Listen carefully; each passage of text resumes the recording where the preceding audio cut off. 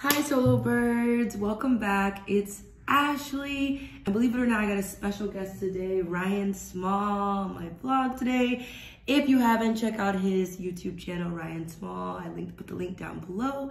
But yeah, this is actually my business partner for the business I have here in Tulum. So we're gonna talk about things that we wish we knew before moving to Mexico. There's a lot of things a lot of people don't know when it comes to moving to Mexico, and not things that people expect when they move to Mexico. So yeah.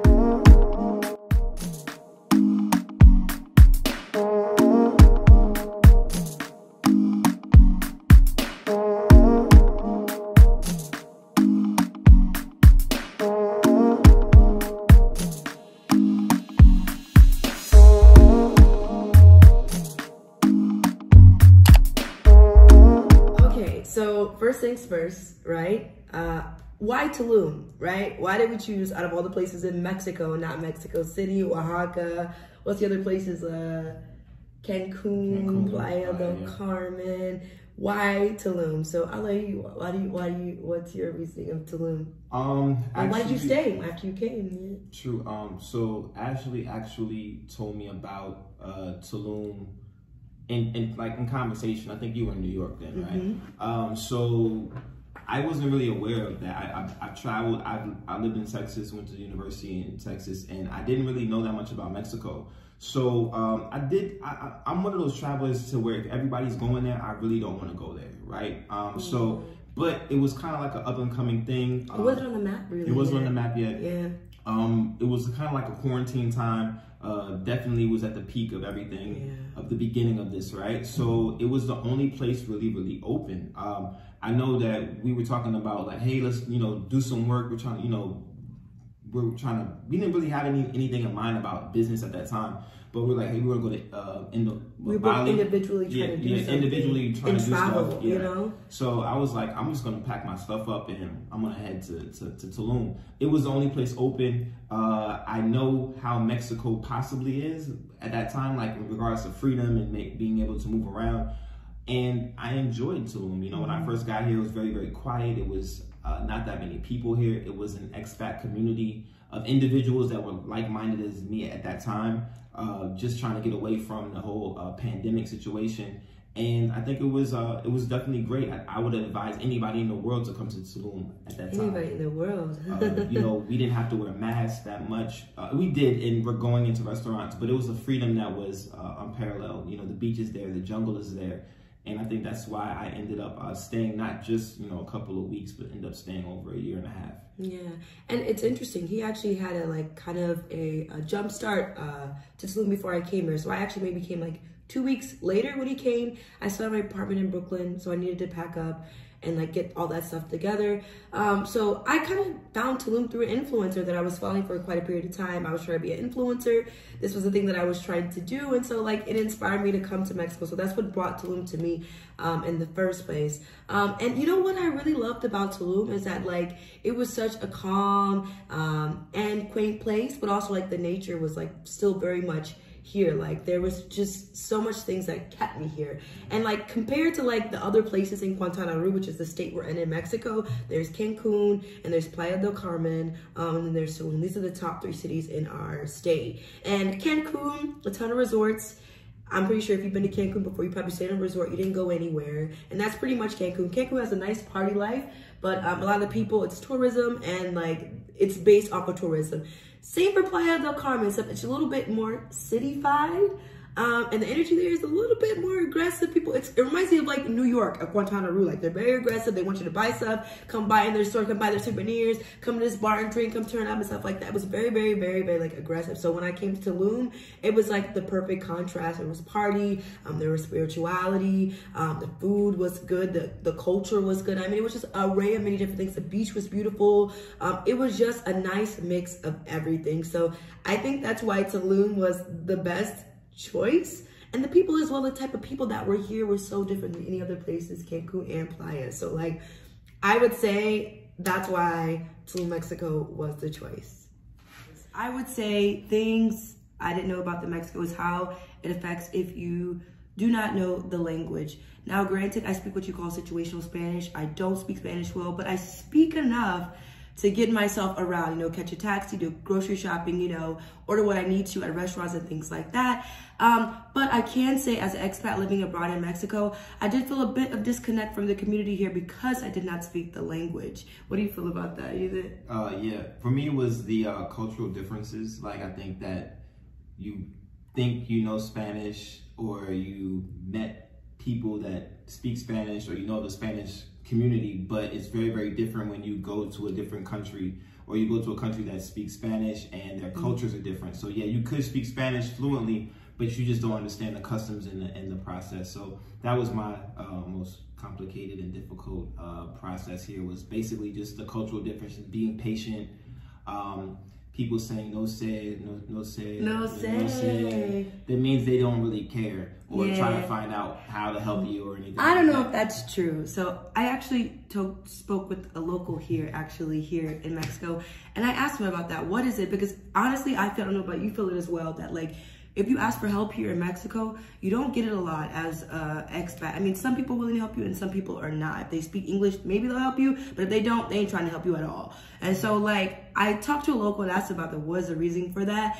And the place we live, which is actually Tulum, it is a Mayan region, which is the Mayan culture is here. So even the Mexicans, they spoke Mayan, and as well as the Mayans who live here as well. So not only are people had to adapt for the people, all the tourism that's happening here. It's like they learned Mayan first, then they had to learn Spanish because obviously we're in Mexico, right? And now they have to learn English for all these tourists that are here in the region. And so like, this is one of the main reasons why, like, I don't think it's necessarily that locals don't want to help. It's more so they don't really know how to translate of how to help, I would say. Like, what do you think? No, okay, so I look at it as similar to when I lived in countries in Africa, right? Mm-hmm. I think it also comes from like education at times, right? So it's so like being patient, or someone not going outside of their way to think about how to help you, is just something that is not always you know, done, right? So me being here in Mexico, especially being in Tulum, yes, I've experienced the same process and same situations of contrast like in South Africa as well. So I think that it's one of those things to where it's just, as an American, we expect things to go a certain way. We're used to certain type of services and certain type of customer service, and that's not the case here, right? So that's just something that I would be very, very aware of. You know, I've learned patience here. I've learned, even though I've traveled before to several countries, like I have to be more caring now, because it's just, I'm in a different country and in a different process. So well, that kind of honestly like leads to like my next point, which is like, you have to like adapt to your environment. Like, to me, that's like one thing we have to learn. What you just said was so profound in regards to like, we're used to in America, things happen quickly. You know, I'm saying the technology is so advanced in America, as well as like the systems that we have in place in restaurants and things like that. So like, we're so used to things coming when we want it, when we need it. And things are so much different here. Like, this is a beach town. It's very slow. And like, that's also another point, like education. Like, we have to understand a lot of these people here, like, I would speak for myself in regards to the children that we see here. There's a lot of kids here that don't go to school. And so you have to kind of observe that and realize, okay, so we got these 4-year-olds, these 2-year-olds, like kind of selling trinkets and souvenirs on the street. And why are they not in school? You know what I'm saying? So a lot of the schools here, I think they're private, right? They're private schools. You got to pay for them.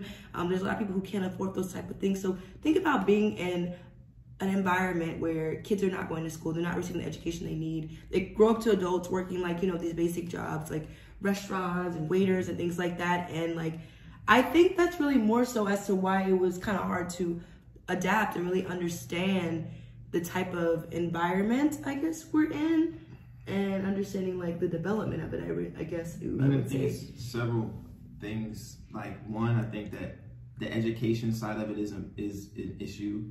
I think that also the infrastructure of Tulum is an issue, you know, and these are not negatives, you know, like these are just your realities of what you're dealing with. That's why Tulum is Tulum, because of these things of contrast. But I think the education is one. I think the infrastructure is one. And then again, you're in the jungle, so people don't take that into consideration. They see like the bohemian chic look, and they see all these beautiful people walking down the beach and partying, burning. But this is the jungle. There's tarantulas near my door. You know, there's spiders, there's all type of things here. This is the jungle. There's monkeys, there's heat, there's dust, dirt, you know. So I think that it's just a lot of elements here that people don't highlight. They highlight the glitz and the glamour of it. Yes, we're living in a luxury lifestyle. We live in a luxury place, but it is the jungle, and I think that's a reality check for most people who want to have that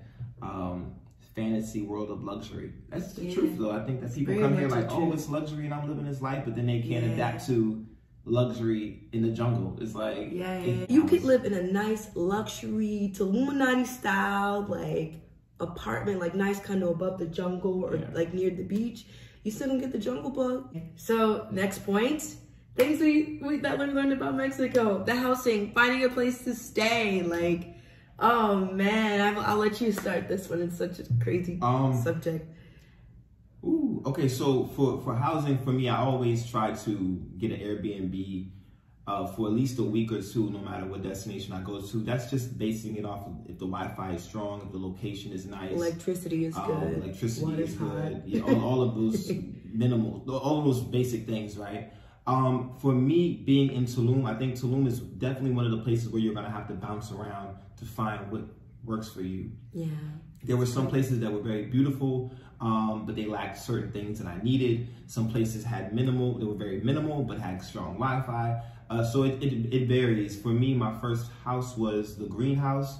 I loved the greenhouse. It was, you know, aesthetically pleasing. It was beautiful. It was in the cut. But then the part about that, they wouldn't let me do it for, it was in the jungle, but they wouldn't let me keep it for long term, right? So that's the issue. So you're gonna run into things like that. There's so many beautiful areas like Alazama, La Boleta, Central. But for me, my favorite place to live is possibly, what is La Boleta. So I've been living here since the beginning and all the way to the, you know, to the end, I guess you can say. And it really depends on what you want. You know, there's so many areas of town, but for me, you're gonna have to bounce around and find what works for you. Some of our friends couldn't stay in La Boleta. They end up going to Central. How they did that, I have no clue.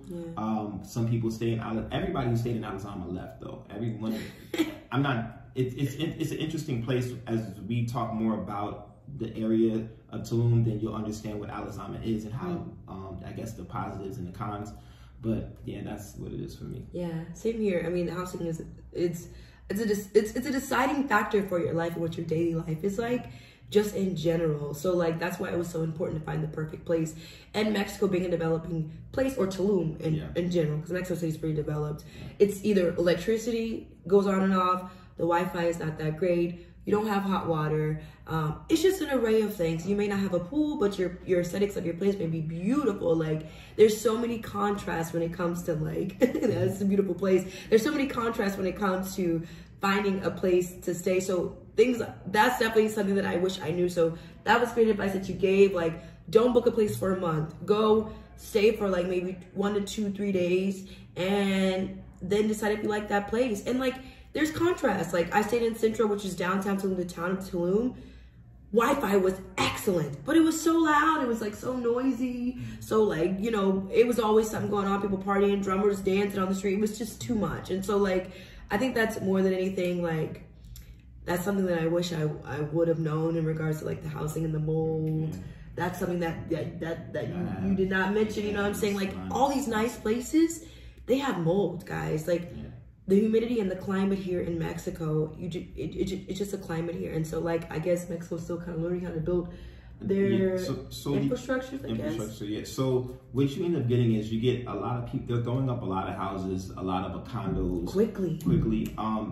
The style of them are very beautiful, you know, but it is the jungle. I don't really think that you're supposed to even really be building these type of places in the jungle, but they make it work, and they are beautiful. But you will have issues of mold, and you will have issues of animals and all of these things. That's just one of the I guess the cons of living in paradise, right? But one thing that I've learned is that, you know, the more people that you know in the community that you're in, you'll end up finding a good place. I found a great place through somebody that I knew. That's one way to do it. The Facebook, let me tell you, the Facebook groups and all of these like rentals groups, I'm not gonna call them I'm gonna say what it is. Like they're taking advantage of everybody, basically. They're racking up the prices. Yeah, they're racking up the prices 2 times, even 3 times as much. So going, but it's a better resource than Airbnb, I would say. When finding a short-term 3 to 6 month place. Yeah. I think it all the deals vary, all the contracts vary. But I know that majority of the individuals that own the properties go through what they call management companies. And these management companies put their fees on top of stuff. So when you get to the point of paying for your rent, you're paying $1,500 that really for a place that would be $600, right? So it's like, why would I do that? And also be very, very cautious about just being taken advantage of. Like, yes, you live in New York, or you're from New York, or you're from LA, or Miami, Houston, blah, blah, blah, blah, whatever. You don't want, the point of living abroad is not to be paying prices that you are paying in the States. Yeah, if you're paying, if you're paying that if you're paying what you paid in the States and you're paying a little bit less than here, that's not a win. You should be paying almost half of what you paid, and that's just not being we don't care about people balling and trying to stunt. It's about just being a smart business person or a smart traveler. So those are just a couple of things. So housing, mold, electricity, cutting off, Wi-Fi, bugs. We forgot to talk about the bugs. I think what's so crazy is that people don't realize this was once all jungle. This is where the jungle meets the sea. That's what it's all about. So a lot of these places, these beautiful condos that are built, they had to knock down the environment for the animals, for the jaguars and for the snakes and the monkeys and the things that lived here. And so some of these creatures are still here. There's a certain time in Tulum where the tarantulas come out. I never killed a tarantula in my house, but I've heard some stories of people having tarantulas. I've killed maybe about 3 Scorpios in my house. This is just something that you just can't you can't avoid no matter how nice your place is. Ryan, he has this place is beautiful. What you've read? You killed maybe what? Everything. There's a tarantula at his front door. I try not to kill anything actually, but I try to let them out the house. I try to let them out because this is that hippie talk, spiritual talk. but I try to let them out. But them scorpions, man, sometimes you gotta. You can't have that. And they actually come through the shower drain, wet places and stuff like that. So that's definitely something that you be prepared for, you know what I'm saying? Be prepared. Next point. So this is actually kind of a shocker to me. This is the first place, Mexico was the first place that I lived abroad, and I've traveled to a few places, but Mexico was the first. And so I really was able to encounter a lot of different type of travelers, as well as expats that live abroad. Expat versus traveler are 2 different things. And when I tell you guys, crazy people in particular live abroad. This is a serious thing. Things that I've truly observed about the expats that live abroad. I'm not gonna say the majority of them, but there is a minority of them. The reason why they're moving from place to place is most likely they're running from something. Some of them are recovering addicts, things like that. It's just a lot of different things that I've discovered, and a lot of them are not working on their mental health. They're just kind of running from them. What do you think about this topic? This is me. We we talked about that before. I think that yes, a lot of people are leaving the States for a reason, right? When you leave the States, it could be for any reason. But majority of the travelers that I've met have been the craziest people I've ever met myself, right? We're crazy, probably. You're right. So to the many, right? But I feel like a lot of people don't work on themselves. I think that's just one thing. I think that especially when you get into certain destinations around the world, people are like, oh, I want to feel good, so they come to Tulum. Coming to Tulum, there's a lot here. It's a lot of alcohol here. There's beaches. It's nudity. Parties, drugs. It's drugs. It's and we're not saying that as it's this wild, crazy place, right? Because there are spaces that you can be in. If you want to be in that, then you're in there. If you don't, then you don't have to. But a lot of people get involved into those spaces, and they just don't heal themselves. So they go making problems from one destination to the next destination, or trying to find themselves from this place to that place. And I think that that's why we run into so many crazy different people, and we're saying it with love. I'm saying it I know how at one point when I was traveling, I left the States early in 2017, and I wasn't in the best mental space then, right? But I knew that I was trying to work on myself and be a better person and do this and do that, be a better business person, do all of these things. But I think at the end of the day, you have to work on yourself, and I think a lot of people are not. So we're running into so many situations. I feel like I'm in a good space, and we protect our energy. You do, I do as well. So I feel like we can see it coming, so we can feel it. And honestly, Tulum is a very spiritual place. So if your spirit is off for us, so, like in regards to business or regards to whatever, like I kind of step to the side. So I hope that explains. No, I definitely explain. I think what's so important, it's okay to move abroad and start over and start a new life. But like what's so important is that you're taking the time for yourself and your mental health. Don't come to a place hoping the place will heal you. You know what I'm saying? You have to heal yourself first. So like, I think that's the best advice that I can give, because we've met some crazy people. Crazy. And I'm thankful for, I guess, the solid spiritual background that I have, as well as my parents and my upbringing, to be able to comprehend and understand. It ain't me. Sometimes it's never really about you. It's about the other person. So. And I think that, like you get to the point of understanding how to deal with people, like, again, I came to Tulum really for a spiritual journey.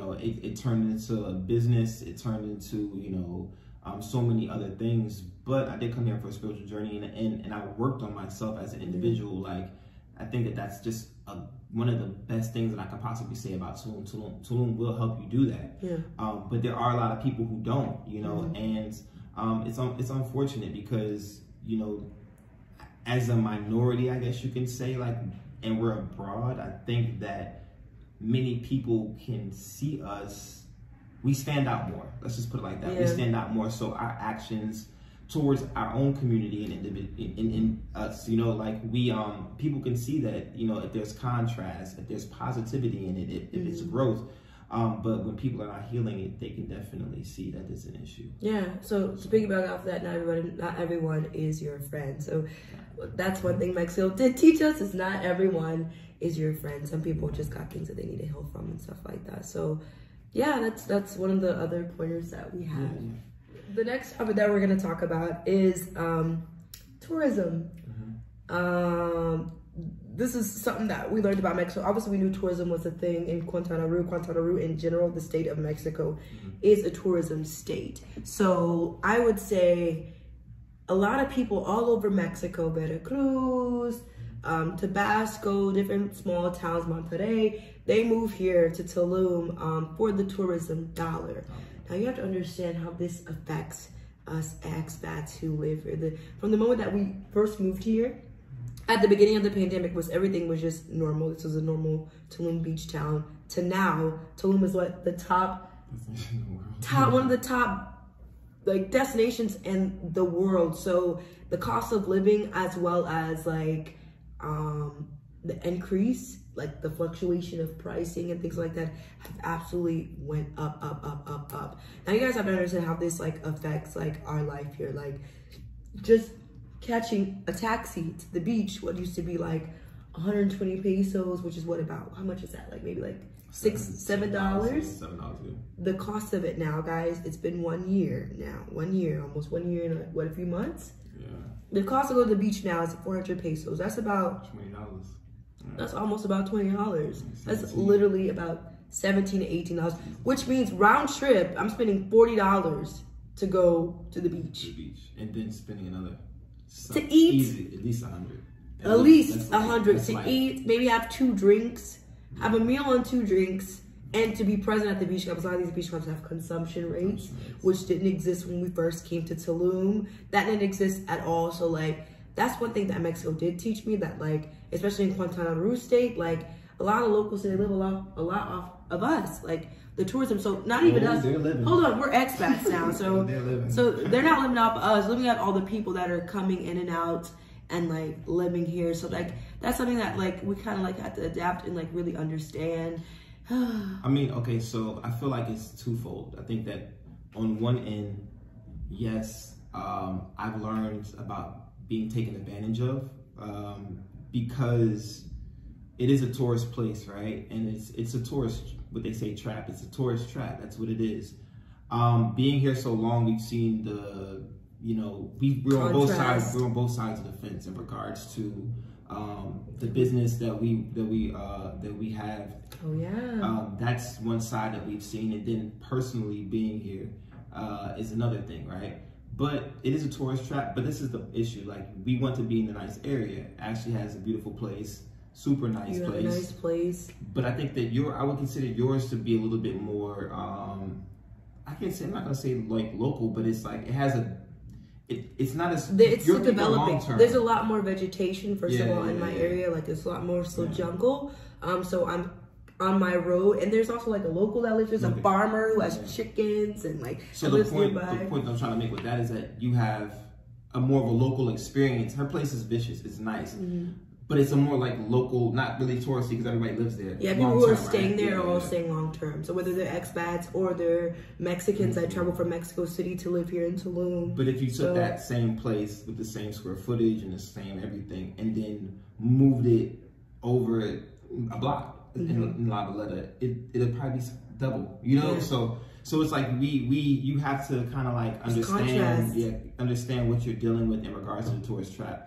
I think that people do come here. For me learning about Tulum, again, I feel like you have to be cautious about how luxury you want to go, what tourists you want to be around. When you say expat, that's an element of wealth, right? So first of all, if you don't know what an expat is, it's just pretty much a person who left where they're originally from and moved to a different place. Not a refugee, but not a refugee. I didn't say immigrant. We're immigrants. Refugee. No, refugees. Well, you Who said that? Refugee is a stretch, but we were leaving all type of stuff, right? So I'm telling you, if you look up the definition of a refugee.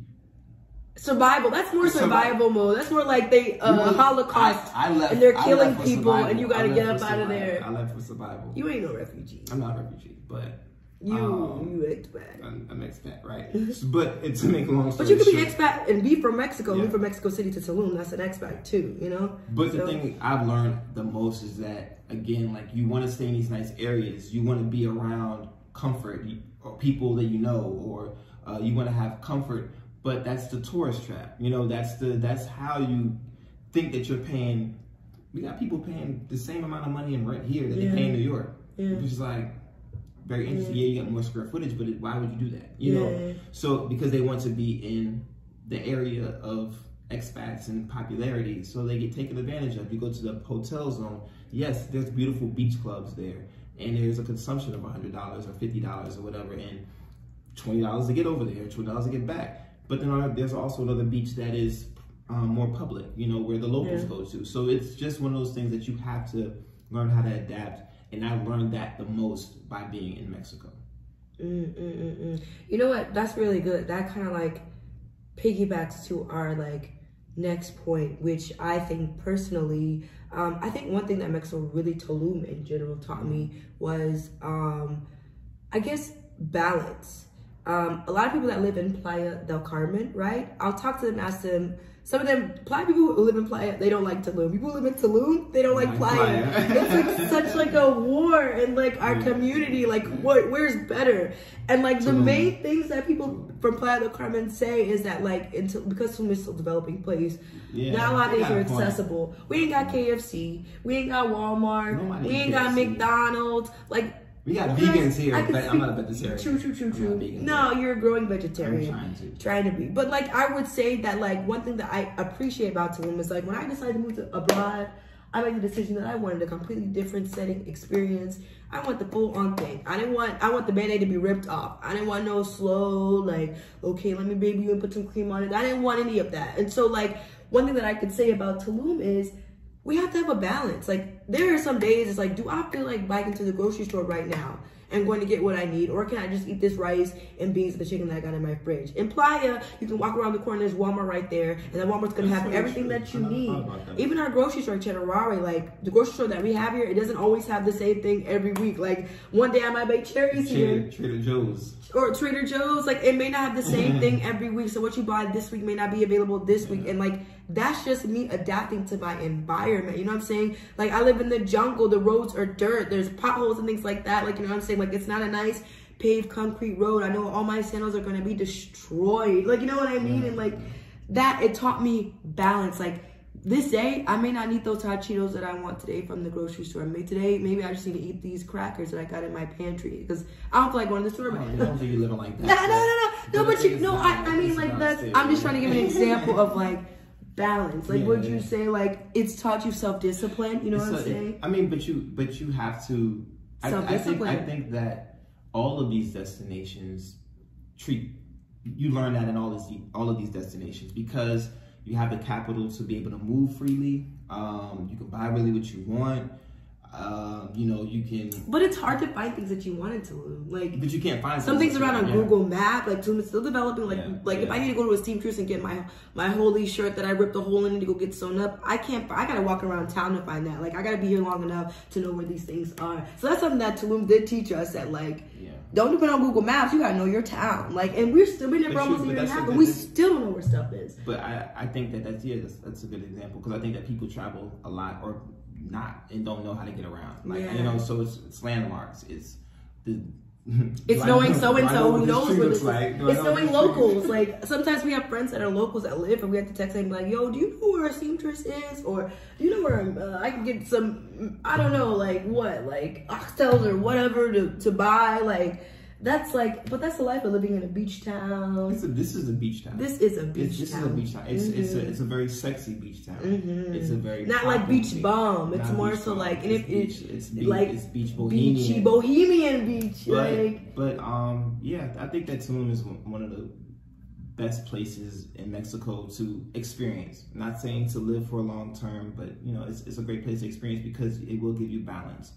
And you do have to decide if I'm going to go to the beach, if I'm going to stay longer at the beach, if I'm going to work, or if I'm going to, you know, go and have these tequila shots because this is the life that you live. I'm going to go jump on these boats tonight. Or am I going to go party? Like, you know what I mean? Like, so like, yeah, I mean, we've seen people get sucked in the vortex of Tulum and have to leave. We've heard some crazy stuff. So like, okay, all right. So this pointer, you know, I go very, very close to me.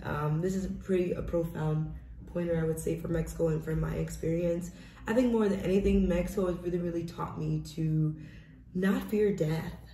And I mean that in the best way possible. I mean, everyone knows the cartel is here. They're part of the organization, the government system here in Mexico. And it's not how everyone puts it. It's not a scary thing. We live normal life here, and we just know that the cartel is part of everything. So, like, it just is what it is. They're part of the restaurant chains, the biggest restaurant chains here. It just is what it is. But, like, I would say in regards to not fear death, one, how can I explain that? I guess Mexico taught me how to honor death, I would say. I guess that's true. Okay, experiencing Halloween, the Day of the Dead, Dies de Muertos, or I hope I said it correct. It is a part of life. And so when people die here, they celebrate death. They celebrate their family member transitioning to a different part of their life. And like, to me, I thought that was so beautiful because I always view Dies de Muertos, the Day of the Dead, like, oh, they're worshiping death. And like, but when I came here, it became such a beautiful, like, I understood they were like truly celebrating like the transition of life and leaving this life and going to another, which is like, kind of ties into like the cartel, like people who work for the cartel, like these young kids, 14 to 15-year-olds that work and sell these drugs on the street, and they may get shot that day, you know what I'm saying? But like, they're living in the present. Like, that's what they say. They don't worry about dying. Like, they're living day to day. They're enjoying day. I may not have this tomorrow, but today I'm gonna live in the present and enjoy life. I'm gonna go to the beach. I'm gonna do what I want to do to make myself happy. And like, I thought that was like one of the most like profound things that I took from this place. They may be in poverty, they might have the things that they want, but like, they gonna live today like it's they last. And like, that's what I like. That's a good one. That's a good point. I really love anything you want to say about that. I mean, like, to not fear death and like to live in the present. Like, you know what I mean? You checked out. You checked out. No, I think that's valid. I didn't think of it like that. I feel like being here, you have to be in the present. I think that's a part of the spiritual journey here. Yeah. In regards to the cartel itself, I think that it's very, very, I'm not going to say it's disrespectful to call them the cartel, but I think that they are just a part of the system that runs this government country. Officials. Yeah, this is what runs this country.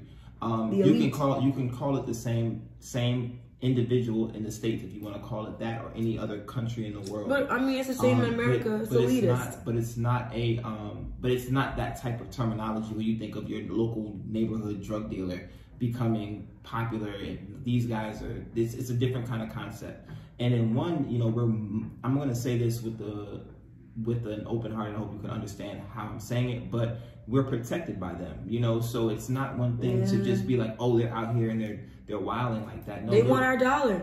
We're protected by them because of the fact that they want to continue their business. Like, you know, I lived in Colombia, and when I lived in Colombia, there were places that I can walk freely, and if something did happen to me and those guys found out about it, which you could consider to be the cartel, whatever.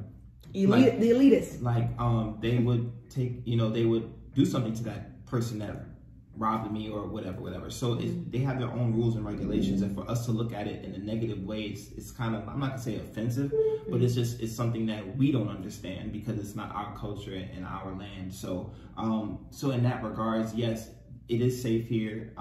You do need to live in the present because of the fact that that's the only thing that you're really living in, you know. And if you can't, try to visit here during Halloween on the Day of the Dead, so you can like have a different perspective for the goofy American Halloween thing that we got, Halloween's Eve that we got going on.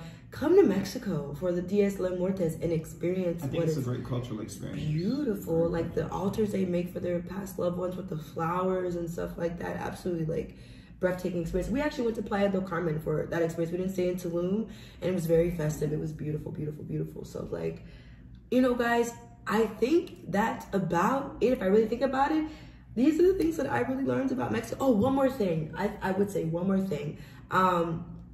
Mexico taught me about appreciating what nature does for a human being and your mental health. I would say being in a beach town, be able to go to the beach and walk in the jungle and to feel the sun every day and things like that.